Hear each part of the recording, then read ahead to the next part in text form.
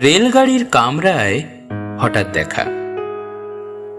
ভাবিনি সম্ভব হবে কোনোদিন। আগে ওকে বারবার দেখেছি, লাল রঙের শাড়িতে, ডালিম ফুলের মতো রাঙা। আজ পড়েছে কালো রেশমের কাপড়, আঁচল তুলেছে মাথায়, দোলন চাঁপার মতো চিকন গোর মুখখানি ঘিরে।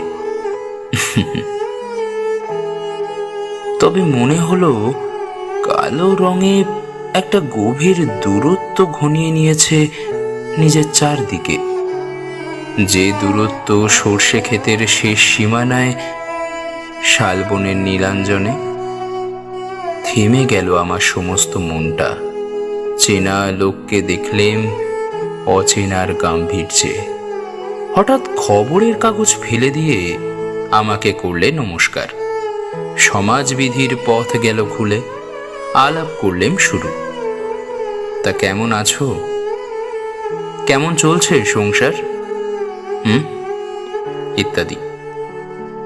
সে রইল জানলার বাইরের দিকে চেয়ে, যেন কাছের দিনের ছোঁয়াচ পার হওয়া চাহনিতে। দিলে অত্যন্ত ছোট দুটো একটা জবাব, কোনোটা বা দিলেই না। বুঝিয়ে দিলে হাতের অস্থিরতায়। কেন সব কথা? এর চেয়ে অনেক ভালো চুপ করে থাকা। আমি ছিলাম অন্য বেঞ্চিতে, ওর সাথীদের সঙ্গে।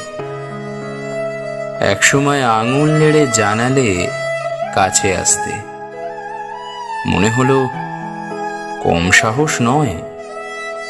বসলুম ওর এক বেঞ্চিতে। গাড়ির আওয়াজের আড়ালে বললে মৃদুস্বরে, কিছু মনে করো না, সময় কোথা সময় নষ্ট করবার? আমাকে নামতে হবে পরের স্টেশনেই।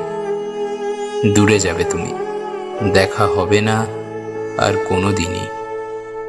তাই যে প্রশ্নটার জবাব এতকাল থেমে আছে শুনবো তোমার মুখে, সত্য করে বলবে তো? আমি বললেম, বলবো।